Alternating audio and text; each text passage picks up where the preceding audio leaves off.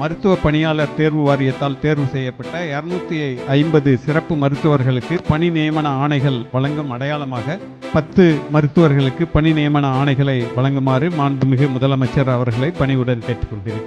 மாண்புமிகு தமிழ்நாடு முதலமைச்சர் அவர்கள் பணி நியமன ஆணைகளை வழங்குமாறு பணிவன்புடன் கேட்டுக்கொள்கிறோம். மருத்துவர் கேசவப்பிரியா, மகப்பேறு மருத்துவம். மருத்துவர் நூருல் ஜினீரா, மகப்பேறு மருத்துவம். மருத்துவர் நான்சி, மகப்பேறு மருத்துவம். மருத்துவர் அர்ச்சனா, மகப்பேறு மருத்துவம்.